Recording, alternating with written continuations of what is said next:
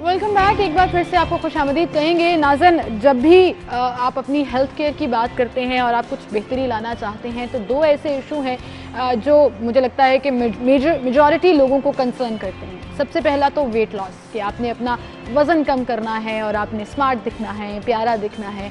सो उसके लिए आप बड़ी एफर्ट्स करते हैं। उसके बाद दूसरे जो हमारे इश्यूज शुरू हो जाते हैं वो हैं स्किन से रिलेटेड। अब उस स्किन से रिलेटेड एक बड़ी लिस्ट है जो हमें कंसर्न करती है, लेकिन अगर हम उसको वेट लॉस के साथ ही मैच करें तो आप जब वेट लॉस कर लेते हैं उसके बाद आपकी स्किन लटक जाती है। ये जिसे कहते हैं ना, largest and biggest organ of your body है, लेकिन चूंकि वो स्ट्रेच हुआ होता है और जैसे जैसे फैट्स पिघलते हैं तो वो स्किन लटकना शुरू हो जाती है। वो मेनली लोगों के डबल चिन की सूरत में आ जाता है, वो आपकी बाजुओं के ऊपर होता है, आपकी थाइज, लेग्स, कहीं पर भी जहाँ भी फैट ज़्यादा है, पेट के ऊपर बहुत ज़्यादा लोगों की स्किन लटक जाती है। तो उसके लिए इलाज क्या मुमकिन है? सर्जरी से हम डरते हैं जी, तो नॉन सर्जिकल प्रोसीजर्स कौन कौन से अवेलेबल हैं जिनसे आप बेहतरी ला सकते हैं, और वेट लॉस में आपको मदद कौन कौन सी चीज़ें करेंगी, ये तमाम टिप्स, ये तमाम चीज़ें जो हैं वो आज हम डिस्कस करने जा रहे हैं और आपको बताएंगे। हमारे साथ स्टूडियो में डर्मेटोलॉजिस्ट, कॉस्मेटोलॉजिस्ट और one of the biggest name in the city doctor Azeem Jahangir मौजूद हैं। उन्हें हम खुशामदीद कहेंगे। अस्सलाम वालेकुम डॉक्टर साहब, थैंक यू सो मच आपकी तशरीफ आवरी के लिए। और हमारे साथ dermatologist and special dermatology surgery और वेट लॉस में आपको कैसे हेल्प करेंगी, क्या क्या टिप्स उनके पास मौजूद हैं, डॉक्टर आमना राज मौजूद हैं। उन्हें भी हम खुशामदीद कहेंगे। अस्सलाम वालेकुम जी, थैंक यू सो मच आपकी तशरीफ आवरी के लिए।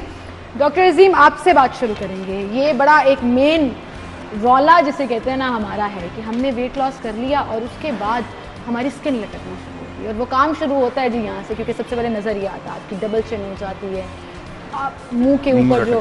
क्या इसका नॉन सर्जिकल इलाज अवेलेबल है? जी बिल्कुल। आजकल तो ज़्यादा मेरे ख्याल में मैं रिकमेंड करता हूँ होना ही नॉन सर्जिकल चाहिए, क्योंकि सर्जरी जो है that should be the last resort. तो जो सबसे आसान काम है, अगर थोड़ी सी जल्द लटके तो उसमें सबसे आसान काम है जिसे हम रेडियो फ्रीक्वेंसी बोलते हैं, या रेडियाज एक टेक्निक है उसको बोलते हैं। तो उससे जल्द की जो निचले वाली लेयर है वो किसी हद तक हीट हो जाती है और वो सुकड़ जाती है हीट होकर।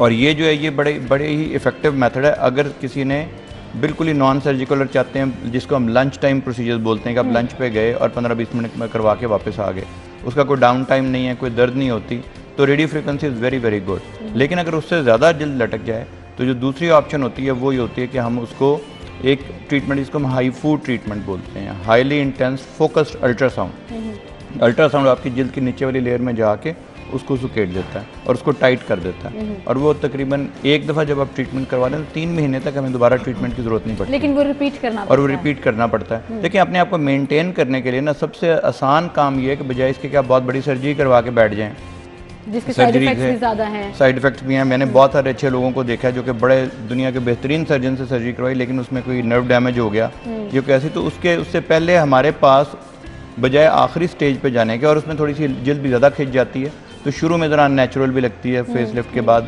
लेकिन अच्छी तरह अगर फेस लिफ्ट आजकल किया जाए, जिस तरह की लेटेस्ट टेक्निक्स हैं, उससे नहीं इतनी बुरी नहीं लगती। तो हाईफू किया जा सकता है, और अगर हाईफू से भी काम ना चले तो फिर हम उसमें थ्रेड लिफ्ट कर सकते हैं, कि धागे होते हैं जो कि हम जल्द के नीचे डाल देते हैं, और वो जिस तरह बार्ब्ड वायर होती है, जिस तरह खारदार तार होती है, इस तरह खारदार धागे होते हैं।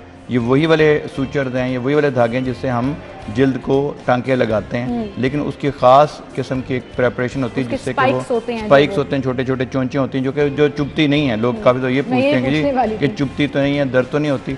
उसमें ना कोई सर्जरी की ज़रूरत है, ना लोकल एनेस्थीसिया में उस जगह को सुन करके उस एरिया को खींच देते हैं। वो आपकी बॉडी के मुख्तलिफ पार्ट्स पे भी डाले जा सकते हैं। इस तरह हाईफू भी जो है वो बॉडी के मुख्तलिफ पार्ट्स पे भी की जा सकती है। इनकी डिटेल्स हम पूछेंगे, और फिर सबसे मेन कंसर्न जो पेशेंट्स का आता है कि साइड इफ़ेक्ट्स हैं या नहीं हैं और क्या हैं, इस पर भी हम बात करेंगे। डॉक्टर आमना, आपकी तरफ हम आएंगे। आपने एक नया प्रोग्राम भी शुरू किया है जिसमें आप लोगों को न सिर्फ इनकरेज कर रहे हैं बल्कि उनको सपोर्ट भी फराहम कर रहे हैं। वेट लॉस किस तरह से करना है, क्या गलतियां हैं जनरली? मेरा पहला सवाल तो ये है, जो लोग घरों में खुद से करना चाहते हैं और वो नहीं कर पाते हैं, अपने टारगेट अचीव नहीं कर पाते हैं। देखिए, असल में पुराना कॉन्सेप्ट है कि सिर्फ हमने सिर्फ खुद से खाना बंद कर दिया और या थोड़ी बहुत एक्सरसाइज कर ली या बहुत ज़्यादा एक्सरसाइज कर ली तो वेट लॉस कर लिया। समटाइम्स ये होता है कि आपके हार्मोनल इम्बैलेंसेस होते हैं। अब मॉर्बिड ओबेसिटी है, यानी आप बहुत ज़्यादा ओबीस हैं, बहुत ज़्यादा ओवरवेट हैं, तो वो लोग डीमोटिवेटेड होते हैं। ठीक है, उनको मोटिवेशन की ज़रूरत होती है। इसमें कोई एक फैक्टर नहीं है कि मेन फैक्टर वही रहता है कि आपने खाना बंद किया, यानी आपने जो कैलोरिक इनपुट है, जो जितना आप खा रहे हैं उसको आपने यूटिलाइज़ करना है, उसको आपने इस्तेमाल करना है। तो जितनी खुराक आप खाएंगे, जितनी नंबर ऑफ़ कैलोरीज आपके अंदर जा रही हैं वो बर्न होनी चाहिए, वो आपकी बॉडी की कंज्यूम होनी चाहिए, तो आप वेट गेन नहीं करेंगे। और अगर आप कम खाएंगे और आपकी बॉडी में डेफिसिट होगा, यानी कैलोरीज की कमी होगी, तो आप अपना फैट बर्न करेंगे, उसको कंज्यूम करेंगे। तो कॉन्सेप्ट तो वही रहता है, लेकिन अब इस कॉन्सेप्ट के साथ बहुत सारी और साइंस की रिसर्च के साथ साथ ओवर द ईयर्स हमें पता चलना शुरू किया कि बहुत सारी पेचीदगियाँ भी हैं, लोग खुद से कर नहीं पाते। उसमें बहुत सारे फैक्टर्स हैं, डीमोटिवेटेड होते हैं, उनसे खाना बंद नहीं होता, हंगर क्रेविंग्स होती हैं। आजकल के जो हमारे फूड्स हैं वो हमें स्टिमुलेट करते हैं कि हम और खाएं, जैसे जो प्रोसेस फूड्स हैं और आर्टिफिशियल फूड्स हैं, वो हमारे ब्रेन में ऐसे केमिकल्स रिलीज़ कराते हैं जिससे हमें सेटिस्फैक्शन मिलती है, ठीक है। और जब वो सेटिस्फैक्शन मिलती है तो हम रूटीन में अगर कोई शुगर्स कंज्यूम कर रहे हैं, प्रोसेस फूड कंज्यूम कर रहे हैं, कैंड ड्रिंक्स कंज्यूम कर रहे हैं, आर्टिफिशियल फ्लेवर्स, चॉकलेट्स, इसमें बहुत सारे प्रोसेस फूड्स जो शुगर्स होती हैं वो कंज्यूम कर रहे हैं, तो हमें एक सेटिस्फैक्शन मिलती है। और वो जो सेटिस्फैक्शन है वो फिर हमें और किसी चीज़ से मिलती नहीं है। वो सेटिस्फैक्शन को, उस मेंटल लेवल को अटेन करने के लिए लग रहा है मुझे हम किसी नशावर चीज़ हमें वो फूड, ये लेटेस्ट रिसर्च, जैसे हम कहते हैं कि कंप्यूटर्स आजकल हमारी एडिक्शन है, PS4 बच्चों की एडिक्शन है, ये सब चीज़ें मोबाइल फ़ोन एडिक्शन है। इसी तरह ये फूड्स भी जो हैं दे आर एन एडिक्शन। इनको डाइट में से कट डाउन करना हमारे लिए आसान नहीं होता। उसके बाद ये कि एक हद तक आप खुद से, एक नॉर्मल बंदा है वो कहता है मैं इतना वेट कम कर लेता हूँ, लेकिन जो है ना मैं उसको मेंटेन नहीं कर पाता। हमारा कॉन्सेप्ट ये है कि आज डाइटिंग की, 5 kg वजन कम कर लिया, उसके बाद हम फिर जो मर्जी खाते रहें। कॉन्सेप्ट ये है कि you have to modify your lifestyle. और हम बेसिकली अपने क्लिनिक पे जो प्रोग्राम्स रन करते हैं उसको हम बेसिकली लाइफस्टाइल मॉडिफिकेशन प्रोग्राम्स बोलते हैं, सिर्फ वेट लॉस प्रोग्राम नहीं बोलते, जिसमें हम पेशेंट की हिस्ट्री, डिटेल्स, उसकी आदत, हर चीज़ को अंडरस्टैंड करने के बाद उसको एक ट्रैक पे लगाते हैं कि भाई आपको, अगर आप खाना बंद कर सकते हैं लेकिन आपको हमारी डाइट की हेल्प की ज़रूरत है, तो हम प्लान्स बना के देते हैं। अगर कोई बहुत ज़्यादा ओबीस है और वो कहता है कि जी मैं खुद से कंट्रोल नहीं कर पाता, खाने को कंट्रोल नहीं कर पाता, तो उसके लिए गैस्ट्रिक बलूनिंग की ऑप्शन अवेलेबल है, जिसका मतलब बेसिकली ये है कि हम मैदे में एंडोस्कोपी के थ्रू मैदा चेक करके एक बलून इंट्रोड्यूस कर देते हैं जिसमें खास एक फ्लूइड भर देते हैं, उसने फिल कर तो समझ लें कि 50 to 80% ऑफ स्टमक जो है, जो आपका मैदा है, उसको हम ऑक्यूपाई कर देते हैं उस बलून के साथ। वो बलून समझ लें इनर्ट मटेरियल का बना हुआ है, वो आपको कोई केमिकल रिएक्शन नहीं देता, मिनिमल से साइड इफेक्ट्स होते हैं, और वो तकरीबन कम से कम 6 महीने से लेके मैक्सिमम 1 साल तक जो है वो मैदे में रखा जा सकता है। ये कहलाती है मेडिकली सुपरवाइज्ड डाइट या प्रोसीजर्स जो आप ऑप्ट कर सकते हैं अपना वजन कम करने के लिए। डॉक्टर अजीम, बहुत से ऐसे प्रोसीजर्स हैं जो आपने इंट्रोड्यूस कराए। हम हमेशा डेवलप कंट्रीज़ की, वेस्टर्न कंट्रीज़ की बात करते हैं, यहाँ के आपने ना सिर्फ सिखाए बल्कि आप उनको प्रैक्टिस भी कर रहे हैं। कौन से कॉमन ऐसे प्रोसीजर्स हैं जिनसे आप, जैसे डॉक्टर साहिबा बता रही थी कि कुछ लोग बहुत ज़्यादा ओबीस हैं या अपनी हंगर कंट्रोल नहीं कर पाते, तो उनके लिए फिर वो इंट्रोड्यूस कराए जाते हैं इस प्रोसीजर के अलावा? देखिए, 2 चीज़ें इसमें। एक तो पेशेंट ये कहता है जी मैंने, जिस तरह ये एडिक्शन है ना, तो एक ये चीज़ है कि पेशेंट को अपनी बॉडी में जब वेट लॉस के बाद कुछ चेंजेस नज़र आती हैं जो कि उसको अच्छी नहीं लगती। फॉर एग्जांपल जिल्द लटकनी शुरू हो गई, झुर्रियाँ पड़नी शुरू हो गई, पेशेंट को किसी ने कहना शुरू कर दिया आप तो मुझे बीमार लग रहे हैं। अब वो उसको पहला तो एक उसको साइकोलॉजिकली सपोर्ट करना कि ये वक्ती तौर पे हैं, जिल्द वापस चले जाएगी। मैं लोगों को सबसे बड़ी मिसाल देता हूँ कि प्रेगनेंसी के बाद ख़वातीन की जो जिल्द है वो सारी मैक्सिमम होती है, और अल्लाह ने उसमें इतनी रिकॉइल रखा है कि वो वापस चले जाती है। तो इसमें घबराने की कतई ज़रूरत नहीं, पहले तो वक्त दें। मैं, मेरे से बहुत सारे जो पेशेंट होते हैं उसको कुछ भी नहीं करते, हम कहते थोड़ा सा वक्त दें। सेकंड चीज़ होती है कि वक्त जब आप दे रहे हैं तो आप अपने डॉक्टर से चंद चीज़ें बगैर किसी डिले के करवा सकते हैं। फॉर एग्जांपल आजकल एक नई टेक्नोलॉजी है जिसको हम एम स्कल्प बोलते हैं, वो HIFM, जिस तरह हाईफू है ये HIFM है। ये क्या है? ये मैग्नेटिक रेजोनेंस के ज़रिए हम उस जिल्द को और उस मसल को बेसिकली हम मजबूत करते हैं। समझ लें कि अगर आपने एक दफ़ा कोई सेटअप किया तो मसल ने एक दफ़ा स्ट्रेच किया, ये टेक्नोलॉजी 1 मिनट में तकरीबन कोई 6000 मरतबा, 2000 मरतबा से लेकर 6000 मरतबा तक मसल को स्ट्रेच करती है। अच्छा। आप बैठे हुए हैं तो मसल आपके एक्सरसाइज कर रहा है। इससे कम से कम ये होता है कि जो मसल लूज हो जाते हैं स्पेशली आफ्टर प्रेगनेंसी, उसकी इलास्टिसिटी वो वापस आ जाती है, वो आप किसी भी जगह पे कर सकते हैं। सेकंड चीज़, जिल्द लटकने लग जाती है फेस की, तो लोग समझते हैं जी मैं दोबारा वेट गेन करूं। जब वो वेट गेन करते हैं बेसिकली लोग उनको फीडबैक दे रहे होते हैं कि अब आप अच्छे लगने लग गए हैं। अब वो बड़े बेचारे शेचोपंज में होते हैं कि मैं वेट लूज करूं तो मैं मेरा जिस्म ठीक होता है लेकिन लोग कहते हैं। बिल्कुल सही। तो इसलिए बहुत ज़रूरी है जब आप वज़न लूज़ करें तो साथ ही साथ अपने देखें अपने आप को सेटिस्फाई रखना। आप एक तरफ तो आप वज़न लूज़ कर रहे हैं और दूसरी तरफ लोग आपको कह रहे हैं आप बीमार लगने लग गए।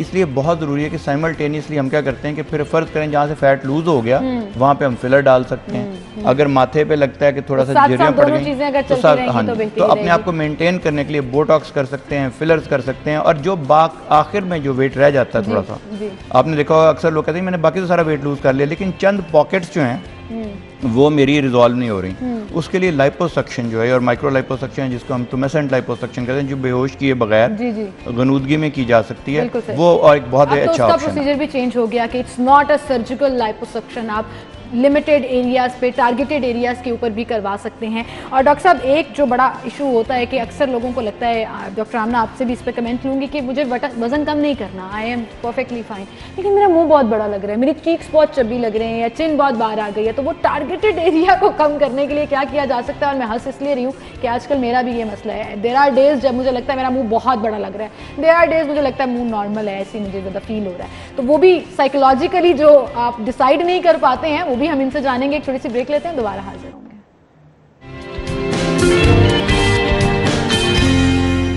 Welcome back. एक बार फिर से आपको खुशामदीद कहेंगे और अगले सवाल की तरफ मैं जाना चाहूँगी। डॉक्टर आमना, सबसे पहले तो आपकी तरफ आऊँगी। बहुत से ऐसे कीटो प्लान्स, इंटरमिटेंट फास्टिंग, इस तरह के बहुत से डाइट प्लान्स हैं जो लोग फॉलो करना शुरू कर देते हैं और बड़ा खुश हो जाते हैं जी 8-10 दिन में हमने 6-7 किलो कम कर लिया, और उसके बाद वो या तो रिवाइज होना शुरू हो जाता है या दूसरे हेल्थ कंसर्न आना शुरू हो जाते हैं। इज़ इट हेल्दी कि आप इन प्लान्स को फॉर 10 डेज 15 डेज फॉलो कर लें? Actually if you want to just मतलब अगर आप किसी इवेंट पे जाना चाहते हैं और किसी शादी के लिए 2-3 किलो वेट कम करना चाहते हैं, उस हद तक तो कोई 8-10 दिन का डाइट प्लान ऑनेस्टली ठीक है कि आप रूटीन में फिट हैं, आपने कोई एक आधा केजी ऊपर गया हुआ है, कोई फंक्शन आ रहा है, कोई इवेंट आ रहा है, थोड़ा सा करना है, 8-10 दिन के लिए कुछ फॉलो कर लिया। लेकिन अगर आपने उसको फिर वही बात के जो मोटे लोग हैं, ओबीस हैं, वो वज़न कम करना चाहते हैं और उसको ज़िंदगी भर के लिए उसी जो कम किया हुआ वेट है उसको मेंटेन करना चाहते हैं, तो लाइफस्टाइल मॉडिफिकेशन ज़रूरी है। अब लाइफस्टाइल मॉडिफिकेशन के लिए आप डिफरेंट प्लान्स फॉलो कर सकते हैं, लेकिन प्लान ऐसा होना चाहिए जो कि आप लॉन्ग टर्म उसको फॉलो कर सकें, ठीक है। अब जिसमें जो इस वक्त दुनिया की जो रिसर्च कहती है वो कहती है कि जी जो 2-3 तरह की लाइफस्टाइल मॉडिफिकेशंस हैं या जो quote and quote diet plans हैं वो हेल्प करते हैं, जिसमें मेडिटेरेनियन डाइट को फॉलो करना वो हेल्दी है। अब वो क्या होती है? बेसिकली यही है कि आपने होल फूड्स खाने हैं, ठीक है। आप अपनी कैलोरी काउंट को मॉनिटर करें, घर में जितने भी लोग खुद से करना चाह रहे हैं उनको कैलोरी काउंट मॉनिटर करनी चाहिए और शुरू में होल फूड्स पे फोकस करना चाहिए। आइडियली हम एज ए डॉक्टर मैं ये एडवाइस करूँगी कि जब आप लॉन्ग टर्म वज़न कम करना चाहते हैं तो आप medical assisted weight loss programs जो लोग ऑफर करते हैं उनके पास जाएं। मैं ये पूछना चाह रही थी, हाँ जी, मैं वजह बता देती हूँ। देखिए खुद कर लिया आप नहीं, हर कर लिया, लेकिन देखें एक साइंस है, उसके पीछे बहुत सारे फैक्टर्स हैं, इल्म होता है जो कि नॉलेज एक्यूमुलेट होकर डॉक्टर आपको बहुत सारी चीज़ें ट्रांसफ़र नहीं करता, वो अपने नॉलेज और अपनी स्किल, अपने ज़िंदगी के तजुर्बे का निचोड़ निकाल के एक डाइट प्लान आपके सामने रखता है। मरीज़ समझता है कि ये डाइट प्लान तो मैं खुद भी बना सकता हूँ, यस, लेकिन जब आप फंसेंगे, आपके बाल गिरना शुरू हो जाएंगे, आपकी स्किन ख़राब होना शुरू हो जाएगी, आपको कोई कॉन्स्टिपेशन होना शुरू हो जाएगी, किसी को किसी चीज़ से डायरिया होना शुरू हो जाएगा, तो उनको वो चीज़ जो है वो फिर समझ में नहीं आती कि इसको कैसे मैनेज करना है। तो सोशल मीडिया पर हर वक्त चल रहा होता है ये प्लान बुरा है, ये प्लान बुरा है, मुझे ये हो गया, मुझे ये हो गया, हर कोई एक दूसरे को मशवरे दे रहा है। यार आप जाके प्रोफेशनल से हेल्प लें। लॉन्ग टर्म जब आपने लाइफस्टाइल मॉडिफिकेशन करनी है और वेट लॉस करना है तो you will always need the help of a professional, और ऐसी डाइट को फॉलो करें जो आपको लॉन्ग टर्म हेल्प करेगा। अब हम क्या करते हैं, हम आपको पहले थोड़ी मतलब लो कैलोरी काउंट पे रख के आपकी पसंद के मुताबिक शुरू के प्लान्स बना के देते हैं, जो कि आपको आहिस्ता आहिस्ता लगता है कि अच्छा मैं अपनी रूटीन का खाना खा रहा हूँ, सिर्फ 2-3 चीज़ें मिसिंग है। हाँ। उसके बाद आहिस्ता आहिस्ता आपको मज़ीद हेल्दियर ऑप्शंस पे शिफ्ट करके आपको खाने का तरीका सिखा देते हैं कि यार मैंने इतनी कैलोरीज खानी है, हेल्दी खानी है, ये वाले फूड्स मैंने कम्प्लीटली अवॉइड करना है। एकदम से आप फार्मूला 1 चलाना शुरू कर देंगे तो आपको समझ नहीं आएगी ड्राइविंग क्या है। आपको बेसिक स्टेप से आहिस्ता आहिस्ता उस ट्रैक पर लेकर आना है और ये तमाम तमाम वो चीज़ें हैं जो एक डॉक्टर हैंडल कर सकते हैं, हम ऑनलाइन गूगल पर पढ़ के, फेसबुक पे पढ़ के, इंस्टाग्राम पे फॉलो करके नहीं और कर सकते। स्टैग्नेंट हो जाता है ना वेट। देखिए वेट स्टैग्नेंट हो गया, अब वेट स्टैग्नेंट हो रहा है, फिर आपको समझ नहीं आ रहा कि अब मैंने क्या करना है, और वो 2 वीक्स के बाद हो जाएगा, 3 वीक्स के बाद हो जाएगा। वाई? बिकॉज बॉडी एक चीज़ के यूज टू हो जाती है। आपने वो शुरू में क्रैश किया, उसने रिस्पॉन्ड किया, आपका वाटर वेट था वो शेड हो गया, उसके बाद कुछ फैट बर्न हो गया, उसके बाद you're stalling, you're stuck, you don't know what to do. Variation जो आपको डॉक्टर से ही मिल सकती हैं, and there are professionals for a reason कि वो आपको एक्चुअली पूरा लॉन्गर टर्म प्लान जो है वो फॉलो करा के लाइफस्टाइल मॉडिफिकेशन की तरफ जाते हैं। डॉक्टर साहब, जैसे अभी हम बात कर रहे थे, ब्रेक पर जाने से पहले मैं उस टॉपिक पे आपसे बात करना चाहूँगी कि अक्सर लोगों को लगता है कि उनको वज़न कम करने की ज़रूरत नहीं है, वो स्लिम स्मार्ट बिल्कुल ठीक है, they are happy with their body, लेकिन मुंह बड़ा हो गया, चीक स्पॉट चब्बी हो गए, इस तरह से पर्टिकुलर किसी एक चीज़ को फोकस करके उसको सॉर्ट आउट किया जा सकता है? हाँ जी, ये बल्कि और भी ज़्यादा आसान है। उसकी वजह ये कि इसमें तो बिल्कुल भी कोई सर्जरी की ज़रूरत ही नहीं होती। 90% ये होता है कि जब आपका मुंह छोटा होता है, जब आपका फैट लूज हो जाता है, तो आपके मसल कुछ प्रोमिनेंट हो जाते हैं। जिस तरह जो साइड के मसल हैं आपके, काफ़ी बार लोगों को रात में दांत चबाने की आदत होती है, गुस्से में नहीं वैसे भी चबाते हैं तो वो क्रिच की आवाज़ें आती बिल्कुल, और वो जो है वो काफ़ी बार कुछ लोगों को ज़ोर से चबाने की आदत होती है। तो हमारे जो मसल्स हैं, जिस तरह बॉडी बिल्डिंग बॉडी के मसल्स की होती है, फेस के भी चंद मसल हैं जिनकी बॉडी बिल्डिंग हो जाती है।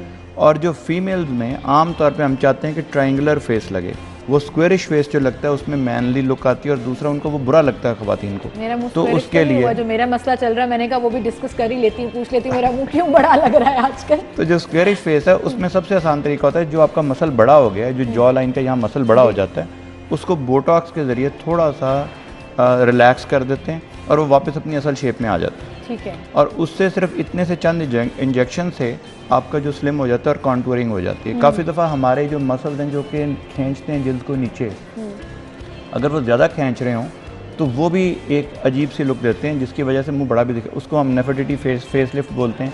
हम छोटे छोटे इंजेक्शन लगा देते हैं जिससे वो मसल मुतनासिब हो जाते हैं और स्लिम लगने की लुक आती है फेस की।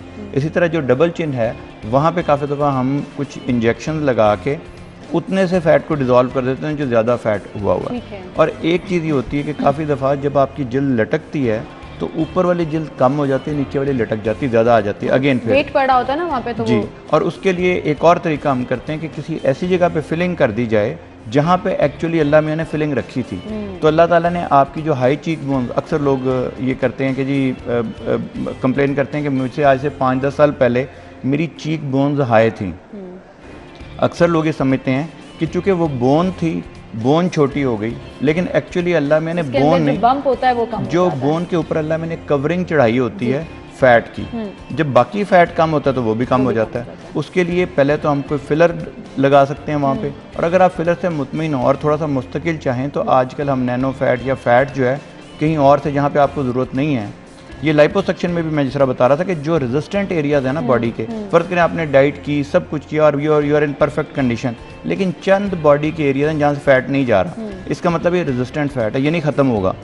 ये फैट हमारे लिए बड़ा कारआमद भी हो सकता है कि अगर इसी फैट को हम किसी ऐसी फेस की जगह पे डाल दें जहाँ पे रेजिस्टेंट ही रहे, ये ढीठ ही फैट रहे, ये जाए ना आपकी डाइटिंग से, तो ये हमारे लिए तो बड़ी अच्छी बात है, फ़ायदा हो सकता है। तो हम फैट भी डाल सकते हैं वहाँ पे, इसको फैट ट्रांसफ़र बोलते हैं। ये वो तरीक़ेकार हैं जिसमें आर्टिफिशियली किसी चीज़ को इंसर्ट करने के बजाय आपकी अपनी ही बॉडी का फैट जो है वो यूज़ किया जा रहा है। पीआरपी में भी यही होता है, आपकी अपनी ही बॉडी के हेल्दी सेल्स हैं जो इंड्यूस किए जाते हैं, जो भी प्रोसीजर आपने करना है। तो ये तमाम चीज़ें देखने में भी और सुनने में भी बड़ी अच्छी लगती हैं, लेकिन डॉक्टर साहब साइड इफ़ेक्ट्स क्या हैं इनके? अक्सर लोग घबरा जाते हैं जब भी हम बोटॉक्स फिलर्स का नाम लेते हैं। देखें, जनरली जो साइड इफ़ेक्ट्स हैं वो बहुत ही ना होने के बराबर हैं, और अल्हम्दुलिल्लाह मैंने अभी कोई 15-20 सालों में पाकिस्तान में और उससे पहले अमेरिका में मैंने कोई बहुत ही कम साइड इफ़ेक्ट्स कभी देखे होंगे ना। अपने हाथ से नहीं मैं बात कर रहा, इवन दूसरों के हाथ से भी।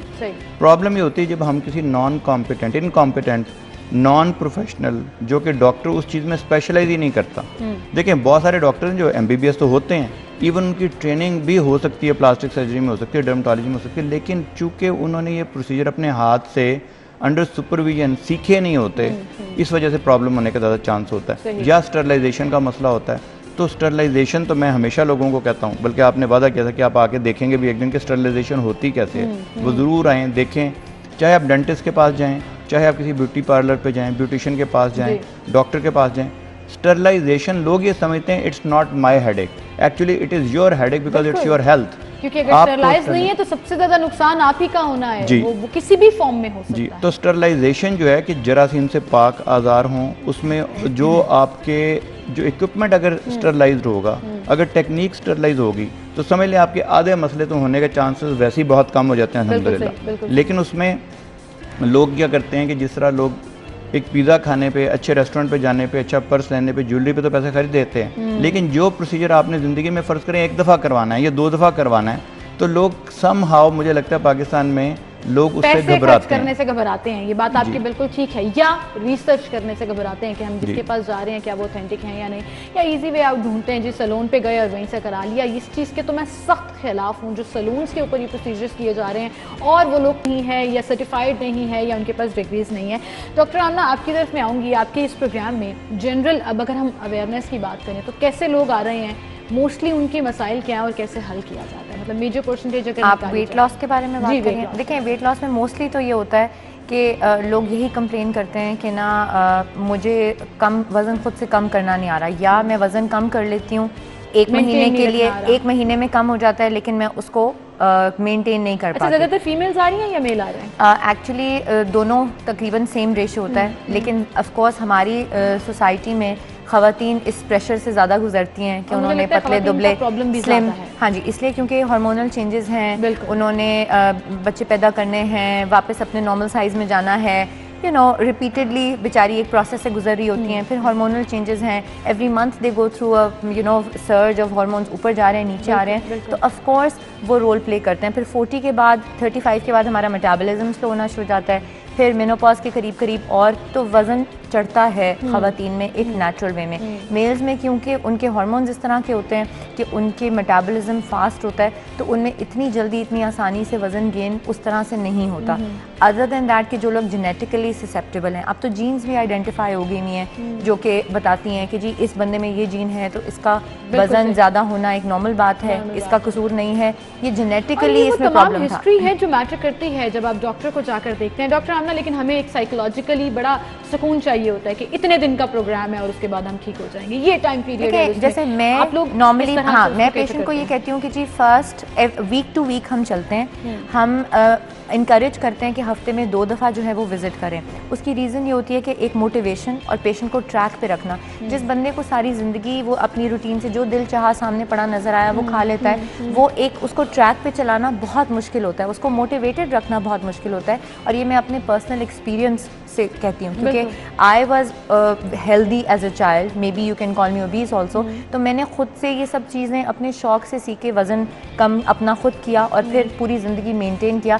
इसीलिए मैं लोगों की इस लाइफस्टाइल को चेंज करने में मैं बहुत समझ ले मेरे बहुत दिल से ये निकलता है कि मैं लोगों की हेल्प करूं। इंस्पिरेशन होंगी फिर ऑब्वियसली, तो जब आप खुद हमें बेसिकली जो है उनको ट्रैक पे रखना है। और एवरी वीक हमारा गोल होता है कि एनीवेयर बिटवीन 1.5 to 2 kg जो है ना वो हम शुरू में लूज़ कराते हैं। हमारे पेशेंट्स जो हैं वो एवरेज फर्स्ट मंथ में एनीवेयर बिटवीन समझ लें 7-8 पाउंड, जो कि आपके 3 kg से लेके 5 kg तक बनता है, वो लूज़ करते हैं। इससे ज़्यादा मेरे ख्याल में जो है वो डेंजरस होता है। ये भी हम ज़्यादा हद पे लेके जा रहे होते हैं क्योंकि जब पेशेंट आता है वो सेटिस्फैक्शन चाहता है कि पहले महीने में मुझे कुछ नज़र तो आना चाहिए। लेकिन ये ऐसे नहीं है कि फिर आपको सारी ज़िंदगी ही इंस्ट्रक्शंस फॉलो करनी पड़ती हैं। जितने भी महीनों का प्रोसीजर होता है उसके बाद आप खुद भी सीख जाते हैं, एंड देन यू नो कि अपनी ज़िंदगी को या अपनी बॉडी को कैसे ट्रैक पर रखना है और मेंटेन रखना है। वेल, हमारी एंड पे कहूँगी हमारी काउंसलिंग जो है ना वो बहुत मैटर करती है, और काउंसलिंग ही मतलब जो मेन काम है कि पेशेंट को काउंसिल करना, कि उसने ट्रैक पे रहना है, मोटिवेटेड रहना है, यही basically medical assisted weight loss program का समझ लें ऊपर टियर होता है कि काउंसलिंग हो गई, फिर सर्जरी हो गई। आप अगर साइकोलॉजिकली अपने ट्रैक पर है ना तो बहुत सी चीज़ें, मतलब जैसे कहते हैं पहाड़ भी आप सर कर सकते हैं। Well, thank you so much जी आप दोनों का, आपकी तशरीफ आवरी के लिए, एंड आई होप कि आप इसी तरह से लोगों को ना सिर्फ काउंसिल करते रहेंगे बल्कि प्यारे प्यारे खूबसूरत भी बनाते रहेंगे, और ये मैं समझती हूँ सबका बेसिक राइट है। और आपके पास इतने ज़बरदस्त प्रोसीजर्स जैसे डॉक्टर अजीम कहते हैं लंच टाइम प्रोसीजर्स अवेलेबल हैं, तो वाई नॉट, आप इतनी मेहनत करते हैं, सब कुछ जो है वो पूरा करने की कोशिश करते हैं, तो कुछ अपने ऊपर भी टाइम स्पेंड करना चाहिए, अपने लिए भी कुछ ना कुछ टाइम निकाल लेना चाहिए।